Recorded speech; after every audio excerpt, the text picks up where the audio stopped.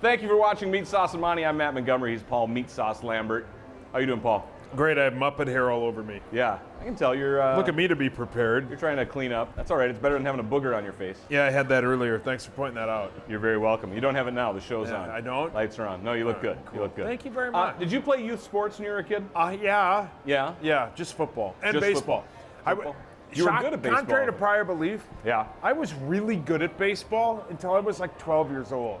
Like I was just really good. I could hit really well. Yeah. Because my grandpa would take me to the batting cage, and he was like a World War II vet. And like, Yeah?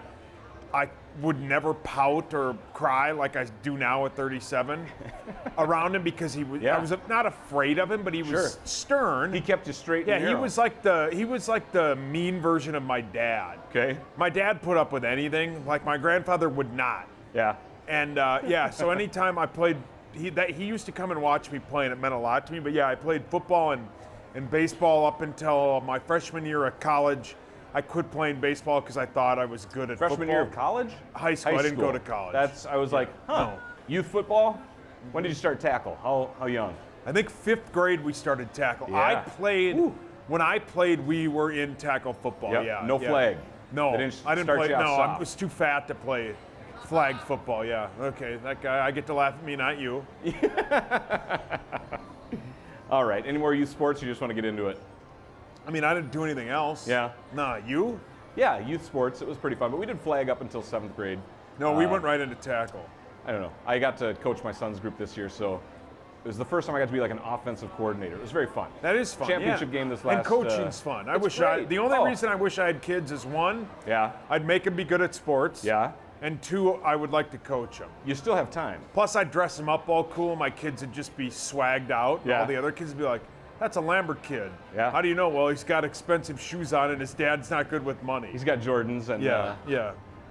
you still have time, by the way. It's totally up to you. It's a, Yeah, I'm it's not a choice. I'm You not can, 100. Yeah. Oh, I'll have children one day. Yeah, you got time. You got time. Should we talk Vikings?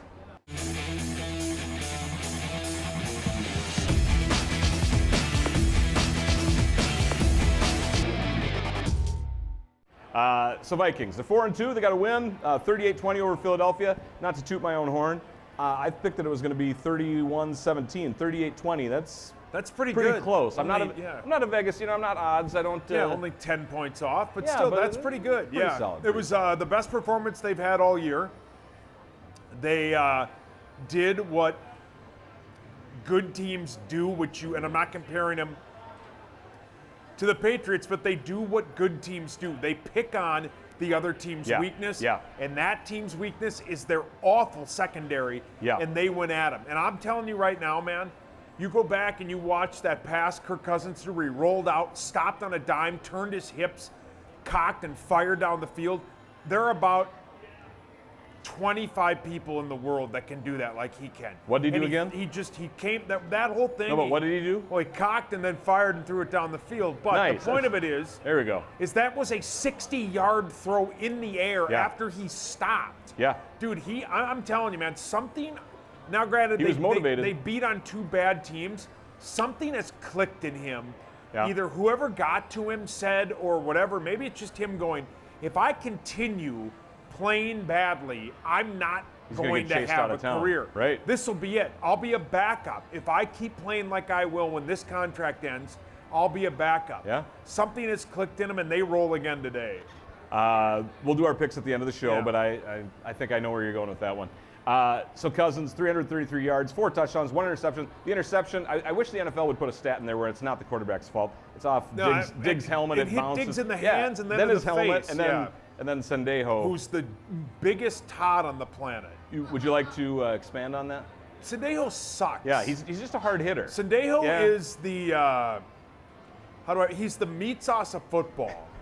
Like Oh. Corey and Hockey do all the work, but Yeah. then when I do something good, I just celebrate down the field. Yeah. Sendejo is the worst starting defensive player in the NFL. That's a bold statement. Thank you. Bold statement. He's a hard hitter, and that was a gift. It was off a Plus, helmet. he It was goes in the air. rude to a Yeah, he very was- good friend of mine, so I have zero Yeah, so you don't time like him. for him. So Zero.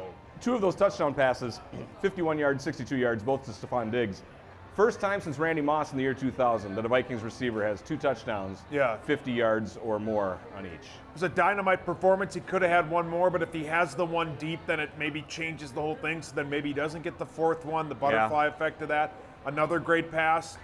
He's just, man, he was motivated. They knew that they could get behind that defense. And Pete Bursich kept saying during the broadcast over and over again, why do the Eagles continuously let these wide receivers get behind them? Right. They would stop and bite on every fake, and then Digsy'd run Gone. right behind them. Yeah. Every time they fell for it 3 times, and on 2 of them they connected, the other long one they didn't. But man, Digsy, hopefully the 3 of them, the wide receiver, Kirk and those 2 wide receivers have found something, man. Yeah. That's a good combo. You've got some inside steam, I'm sure. Leading into last week, there was a little bit of, maybe some dissension. Now, all that stuff seems to be gone. At least statistically, they are crushing it. Yeah, I think from what I've gathered, I think it's just his personality. And I think the NFL... You're talking about Cousins? I'm talking or about, Diggs? no, I'm talking about Diggs. Got it. I think the NFL has a problem with personalities, and they shouldn't. Like, Okay. the NBA loves personalities. Sure, Like, they superstars. love that. They Yeah. love the big personalities, LeBron Jameses, James Harden. They love those giant personalities. The NFL, they kind of hinder that because I don't think they want somebody bigger than what the shield of the NFL. Yeah. But that's who they are, man. Diggs is that, and all the players, when this thing kind of boiled down a little, we're like, that's just who he is. He's always crabby. You know what I mean? Yeah. Like, it's All just right. who he is. Yeah, I don't think it's anything. Team rushing 122 yards. Dalvin Cook was held to 41. He did get a touchdown. Alexander Madison, 14 carries for 63 yards. Should we be concerned, or was that just the play calling and what was working because the passing was so good? No, the Eagles' defense is I think at the time is the best rush defense in the league. That was their game plan. They knew they could attack that quarter defense, that awful zone defense they were running. They knew they could attack that, and they don't have to run. Just like early on when they ran all the time, people are going, why aren't they throwing? Well, they don't need to. Right. Why aren't they running? Because they can score at will against this awful Eagles team.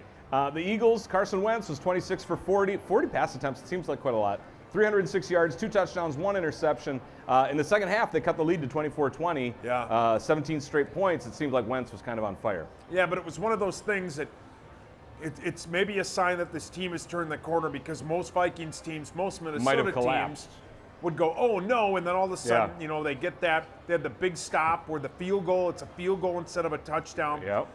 And they didn't, I don't know what it was, but the Vikings on Sunday didn't take their foot off the gas. Yeah. And normally they do. Right, they let up. They did against Atlanta, even yeah. though, so they didn't quit, and it was awesome to see. All right, today they're taking on the Detroit Lions, 2-1. They're coming off their Monday Night Football loss to the Packers. I'm sure you talked about it a lot on your radio station. Everybody around the country has talked about it. The refs absolutely handed Green Bay that win. Do you have a reaction to that? Yeah. Is Detroit going to be motivated? That game on Monday night, I hate the Packers. Yeah, like, let her rip. I hate everything about them. Like, Yep. They're just that community is great. Like, Lambeau is such a fun experience. Yeah. It's awesome. It's a bucket list thing. That, Notre Dame, like, the Masters, Wimbledon, that's one of them. So, Okay. But that was just awful play calling. Yeah. Every time the Packers needed to stop, they didn't get one. Or they got one. It was awful to watch. They got bailed out by the refs. Man, the refs are almost as annoying as this guy in the crowd. but there was a point where, like, you're going, are you serious? The hands of the face call was awful. Both of them. The unsportsmanlike conduct penalty was horrific. Right. It was just awful all around. I was upset that they took away the first down from the Lions on the catch, and then they called it a fumble. Well, how about because they're sitting here saying, 3 steps. It's like from the one angle, his left hand, he has the ball, he's running, and then it goes out. On the field, they called it a catch with a fumble, and then they reversed it. It's like those are, we could say there's a handful of calls. Every single one goes against Detroit. Yeah. Well, then Every the Packers at one point had 13 men on the field. Did you see that? And they didn't call that. Yeah, it was just bad. Yeah, it was bad all around. So long way around, Detroit, you think that they're going to be upset because of that? And I know it's Monday night. I know they got a short week, but it almost seems like they should have won that game. They were given a loss. Are they going to be more fired up because of that, or do you think that they forget about it and the Vikings are going to? Yeah, I think they can't let the frustration mount, because then all of a sudden then they're making cheap penalties. Sure. And now they know that the refs are going to be watching. I don't think they can get that much into it. I don't think it'll be one of those things where they let it mount and do any of that. No, they'll be fine. Do we need to be worried about Matthew Stafford? I would say that he's on the decline of his career, but if you look at his stats right now, he's having a career best passer rating season. Yards per attempt, yards per completion, sack percentage, touchdown percentage, interception percentage. He's having basically the best year of his career at this point. Yeah, they have no running game. Kerryon Johnson? He's all right, but they have no running game. And the other thing you don't have to worry about with Detroit is they have no pass rush. And we saw that on Monday night. They have zero pass rush. The linebacker they have out of Florida, he's pretty good. But other than that, they have no good defensive end or anything like that. Yeah, their defense is pretty rough. Stafford can kill you. They got T.J. Hawkinson, who's a great young tight end. Yeah, but they got the defense that can get after him. Yeah? It'll be fine, yeah. Kenny Galladay. 24 receptions on the season, 364 yards, 5 touchdowns. That seems like a lot. I mean, you've got to go back to Megatron the last time that Detroit had a skilled wide receiver. Galladay's a stud. Yeah, he's somebody you got to watch. You think they put Rhodes on him? Yeah, or Hughes. Hughes has played really well. Yeah, they might put Hughesy on him, yeah. All right, we're going to do our picks here at the end of the show. Time to take care of some business. Cash is king. Earn cash 24/7 for playing blackjack. You can claim up to $10,000 cash for tier points earned playing blackjack through November 23rd. Minnesota Vikings home games, you get a ride. Score a round-trip ride to the Minnesota Vikings home game at US Bank Stadium for just $5. No parking, no traffic, no worries. Come here to Mystic Lake.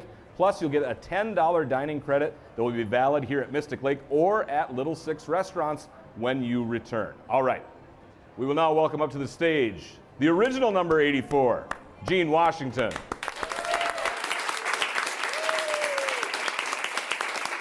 Thank you very much to Gene Washington for coming on stage and joining us. Thank you for being here. Well, thank you. All right. We've had a lot of guests on the show. We've had different eras. But one of the things that we always have to talk about is playing for Bud Grant, because we want to get the players' stories and their impression of what it was like to play for Bud. So that's going to be the first one we lead off with. Well, I tell you what, it was a lot of fun playing for Bud. My first year was 1967. And I was a first-round draft pick, and also my teammate Clinton Jones also was first round. So with Clinton and myself coming here as first-round picks from the same school, we all went to Michigan State, of course. That was a wonderful feeling, and I'm so grateful for Bud and Jim Finks at the time for being selected in the draft. Now the draft at that time, that was the first official NFL draft. 67? 67, because they had the American Football League and the National Football League. So our class was the first class out of that group, and the first two, of course, was myself and Clinton. We also had Bubba Smith and also George Webster. So we had 4 guys from Michigan State that were in the first 8 picks, and nobody has ever done that before. And this is more than 50 years ago. Wow. So the draft obviously isn't like what it is today, where there's this extravagant, and it's 3 days of all this stuff. How did you find out you were drafted? Phone call? Yeah, I got a phone call. I was on campus in between classes, and the draft was going on. And so I get this call. It was one of the officials, one of the secretaries in the athletic office said, "Hey, Gene, you have a call from Minnesota." And didn't say the Vikings, just said, "You have a call from Minnesota." So I picked up the phone, and the other guy on the line says, "Congratulations, Gene Washington. You've been picked by the Minnesota Vikings in the first round. Bud Grant is coming down from Winnipeg, will be the coach of the Vikings." That was his first year. Wow. So he goes on saying all these good things about Minnesota. And then all of a sudden I said, "Well, who am I talking to?" And he said, "Well, my name is Sid Hartman." And that's how I got that message. But I've since learned that Jim Finks at the time was having some health issues. So he was told to call me. Yeah. And so since that time, that we've been very, very good friends. Sid Hartman called you to tell you were drafted? 1967. Wow. I still love Sid. I know Yeah. he's about 99 years old. Yeah, now. I see him every Vikings game. He goes to every one. I see him. He's at the Gopher games, at Yeah. all of the Gopher games. But so he is really my buddy. Yeah, he's a good guy. that's amazing. Yeah, that's awesome. That same draft, the 15th draft overall, Alan Page. What Yeah. was it like to be in the same draft class with him and everybody else that you mentioned from Michigan State? Well, Alan, of course, we played against each other. Alan played at Notre Dame, and of course, the years that we were doing very well with the Spartans, Notre Dame was winning also. Yeah. So we were co-champions, national champions against Alan. And one thing I remember about Alan, I'll tell you the story. Alan played right end. He was right defensive end. And I was the right offensive end. And I'm so happy that I was on the right side opposite him. And I had never had to block him. Man, you go back and he won the NFL MVP as a defensive player. Unbelievable. Unbelievable. I mean, that's Unbelievable. unheard of in this day and age. I know. Wow. Yeah, they in the middle of the line back in the day, they could not block Allen. I mean, he was so quick, and it really made a difference. And along with that, we just had a great defensive line. Yeah. Joe Kapp, the quarterback that you played the majority of your career with, what was it like? I've heard some stories. He must have been quite a natural leader, and that he put team before himself, it seems. Yeah, well, Joe was very energetic, lots of energy, and he was really tough. And when I say tough, in our day and age, when you have linebackers coming at you, you're trying to get away from the linebackers. Joe would go after the linebackers. That was his whole way of playing football. Wow. And the idea of running out of bounds, he didn't believe in that. And he was always aggressive, in terms of play calling, and he was really into it in terms of the pass patterns, in terms of what we run. So we were able to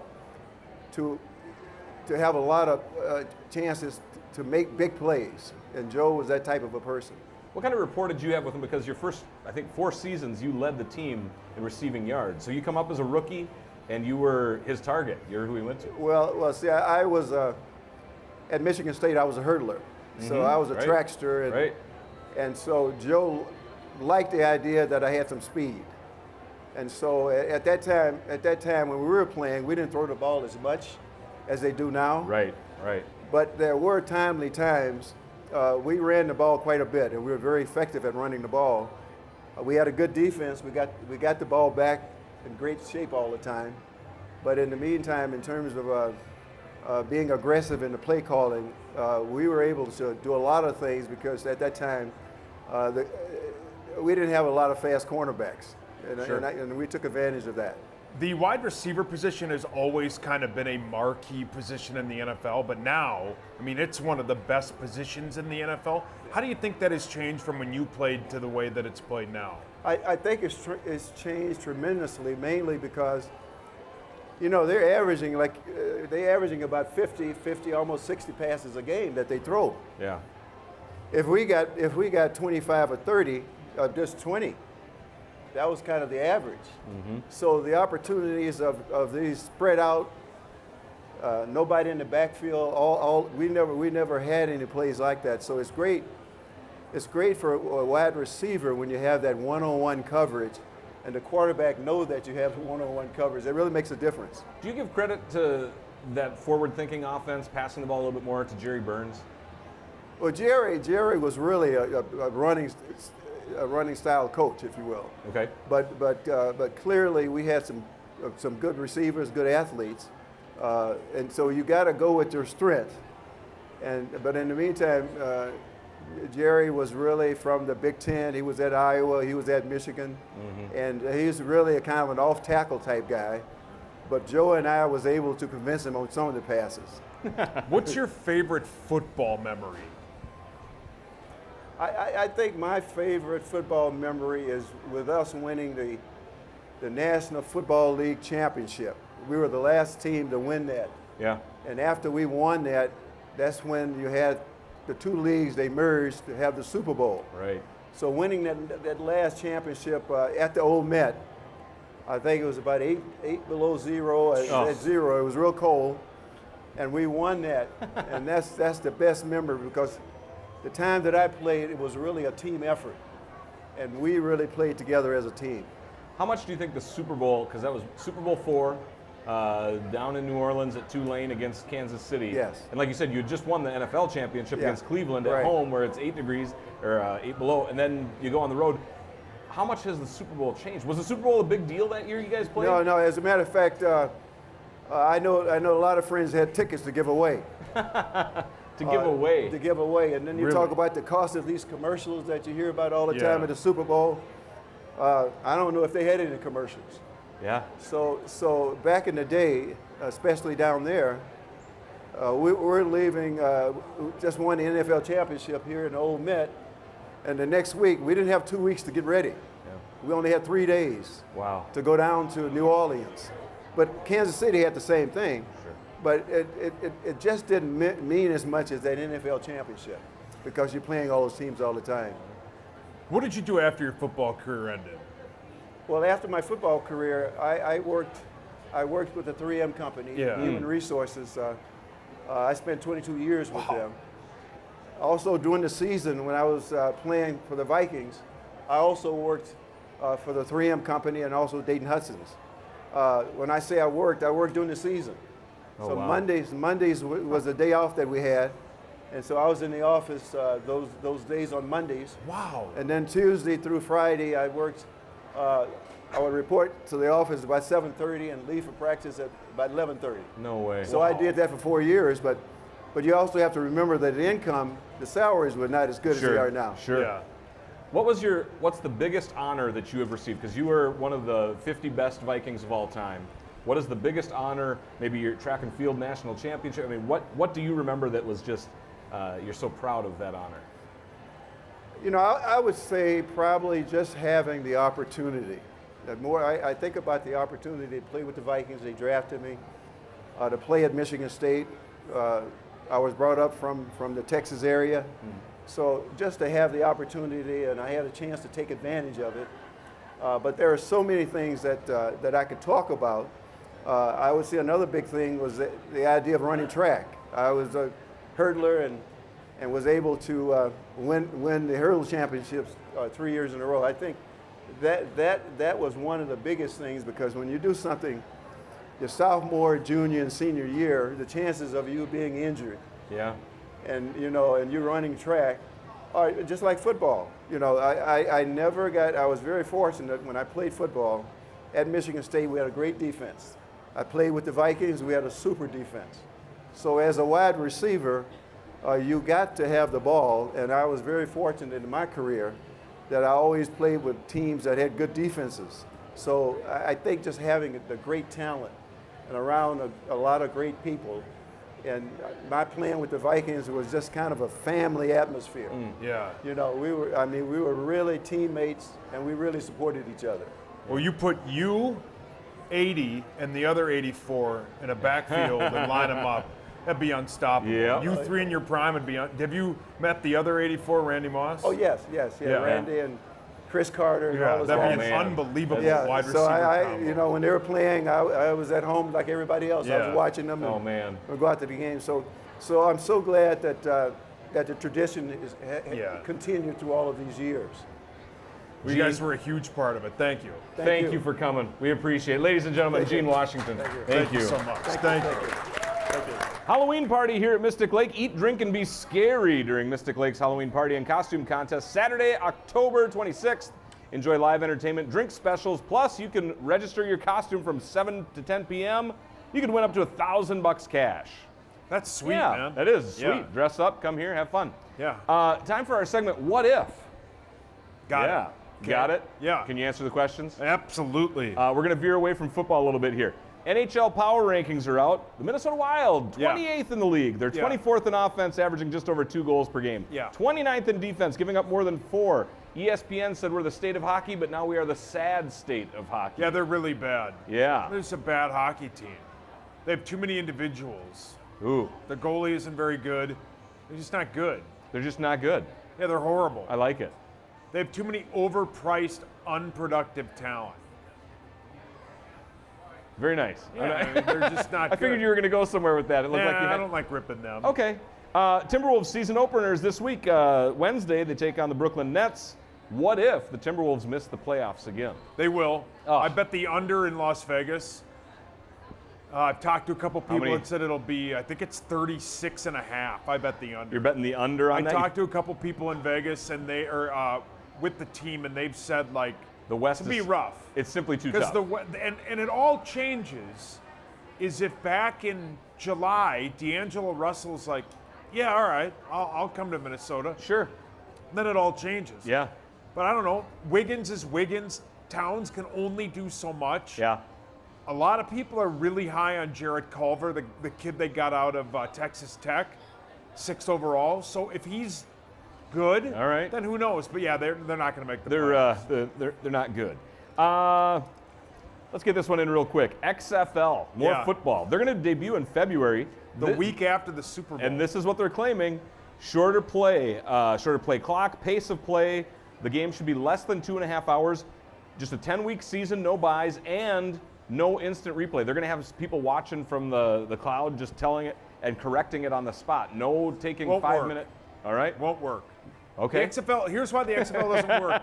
And I'm simply stealing somebody else's That's take. fine. That's fine. It's our show. You can do what you want. Corey's, correct. I'm stealing Corey's take, Okay. and he's 100% correct. Corey's, how many great quarterbacks are there in the NFL? There's not A handful, maybe. 10? Less than 10, 15? probably. Okay. Great. There, if you're anywhere good at playing high-end quarterback, you'll be playing in the NFL. Yeah. The quarterback Not the play will be XFL. so bad in the XFL. It won't work. It didn't work before. It's not going to work again. Plus, Interesting. in February after the Super Bowl, we need like a month. A little break. Yeah, but then March Madness Yeah, but hits, and NFL then- is basically like that needy lover where you're like, dude, I just need like a month. Like, you're too much. Give me some time. Yeah, you You're need too time much. off from the NFL. A month, Yeah. and then we're right back Just a at little it with break, the and then draft we're- and the combine and all Yeah. that, but it won't work. I like your analysis. The XFL sucks. You're like, It's I just stupid. need a month boring. break, and then we're right back. in- Right. I mean, I've been told that a few times. Sure, and then Yeah, but, we're back. You're too much. You're always around. All right. Quick note: we will not be doing Thursday Night Lights because the Vikings have What? Thursday Night Football. However, the Meatsauce Monty show on the CW, we're going to have our best of clip show. Oh, sweet. Yeah, so we're still Awesome. here. We have enough So your for Sunday that? morning, I think we have plenty. I think we've given Scott enough material, I hope. Yeah. So we will be back here, just not Thursday night, but the show must go on. So we can That's pick right. 2 games. Yeah, we can. So picks. Sweet. I'll go first. I think the Vikings win both of them. How about you? I think the Vikings win both of them. I think the Vikings win by 7 or more on Sunday, and I think Yeah. it's an absolute slaughter next On Thursday. Thursday, I Yeah. put on Sunday's game, today's game, 33-13. I think we're gonna roll Detroit that's pretty pretty- easy. yeah. Anything else you want to say before we say goodbye to the people for 2 weeks or No. next week? Nah, I'm All good. right.